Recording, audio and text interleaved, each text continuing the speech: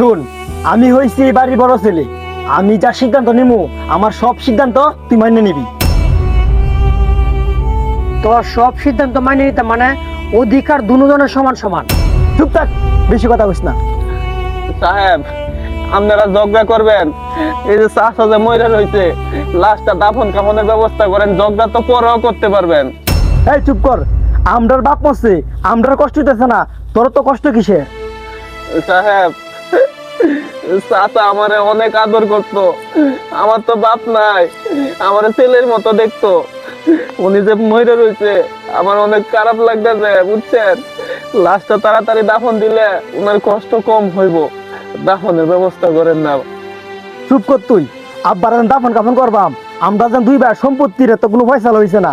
আগে সম্পত্তির ফয়সালা হোক, তারপরে দাফন কাফন। আর গুরুস্থান দেন দেন, একটা জায়গার তো বিষয় আছে, জায়গা তো নির্ধারিত করা হয়েছে না, কোন জায়গা দেওয়া হইব। সাহেব, চাচা কি কম জায়গা সম্পত্তি হয়ে গেছে? একটা লাশ দাফন করতে আর কত জায়গা লাগে? বেশি হইলে 3.5 হাত জায়গা লাগে। দেখেন কত সম্পত্তি হয়ে গেছে। এগুলো তো আপনারা লাশটারে দেরি করে কষ্ট দিতেছেন না কঞ্চে। চুপ কর তুই, ফয়ের বাচ্চা। তুই জায়গা সম্পর্কে এত কি বুঝবি তুই? কিরে, ওর দাফন কাফনের কোনো ব্যবস্থা করে না? মানুষ তো মসজিদে অপেক্ষা করতেছে, আর কবরস্থান কই গুজস? কিসের গুরুস্থান দিতাম চাচা? আগে জায়গার ফয়সালা করে লই, পরে হয়েছে কবরস্থান। কি কস? আমার বাইরে অত বড় বাড়ি, উত্তরতে জায়গা আছে, দক্ষিণে জায়গা পড়ে লইছি, একটা কবর তো দিলেই চলে। না না চাচা, দক্ষিণ আমি গুরুর ফার্ম দেম, এন গুরুস্থান দেওয়া যাইব না। না না না, উত্তরে কোনো কবরস্থান না যাবো না। এন আমি অনেকদিন থেকে চিন্তা করে রাখছি না, একটা ফার্ম, মুরগি ফার্ম দেব। তোরা যেতে আরাম বছর, তখন আমার বাইরের গুরুস্থানটা কই দেন। চাচা, আমনে যদি অতই দরদ লাগে আপনার বায়ের লাগি, তা আপনার বায়ের গুরুস্থানটা আপনার বাইতে দেন। কেরে, আমার বাইক কি সম্পদ কম রেখে গেছে? না আমার বাইক কবে দিতাম? আমি 2 ঘন্টা জায়গা কিনছি, আমার তো বাইরের সম্পদ পাইছি না। আমারও তো জিফুত আছে, ফুলাফান আছে, আমার কি জায়গা লাগতো না? তাহলে কবরটা কই দেওয়া হইব? শুনেন, আপনারা যা শুরু করছেন, আমার মনে হইতাছে চাচারে দাফন আর দেওয়া হইব না। আপনারা বাড়িতে আমি অনেকদিন কাম করছি। চাচা আমার অনেক আদর করছে, নিজের সেরার মতোই দেখতো। আমার একটা বাড়ি আছে, ছোট একটা বাড়ি, ছোট একটা ঘর, একটুখানি জায়গা আছে ঘরের সামনে। আপনারা যদি আপনাকে জায়গাতে চাচার লাশটা দাফন না করতে চান, তাইলে লাশটা আমি আমার বাড়িতে নিয়ে যাই, আমার বাড়িতে দাফন দিব। তুই আমরা কাজ করছস, পড়ানো দিলে মান সম্মান থাকতো না। পারিবারিক একটা উন্মুক্ত গুরুস্থান আছে, এন আব্বার গুরুস্থান দিয়ে দিই।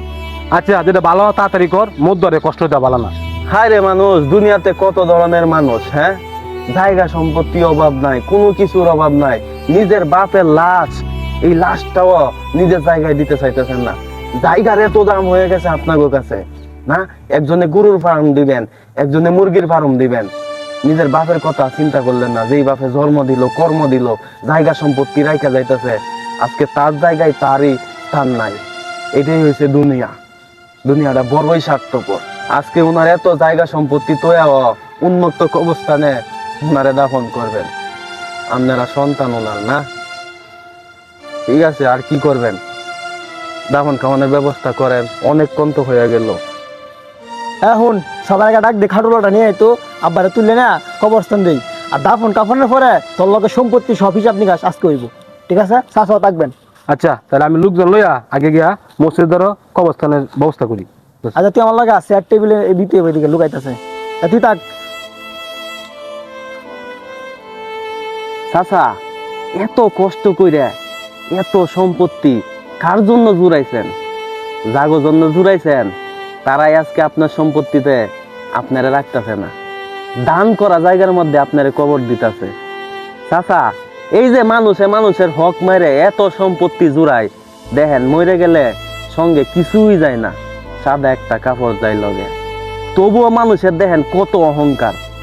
আপনার নিজের সন্তান আজকে আপনার লেগে কান্দে না, 2 দিন পরে ভুললেই যাইবো যে তার বাপও দুনিয়াতে ছিল। এই জন্য অহংকার করতে নাই। আপনার সন্তানরা আপনার জন্য কাঁদলো না, আপনার রাইখা যাওয়া সম্পত্তির জন্য কান্না শুরু করছে, ভাগাভাগি শুরু করে দিছে মরে যাওয়ার পরেই। দুনিয়াতে কষ্ট করে এত সম্পদ না জুড়িয়ে নিজের সন্তানদেরকে সম্পদ হিসেবে গড়ে তুলুন। আপনি মারা যাওয়ার পর যেন আপনার সন্তানরাই আপনার কাজে আসে। মনে রাখবেন, মৃত্যুর পর ধন সম্পদ বাড়িঘর কোনো কিছুই কাজে আসবে না।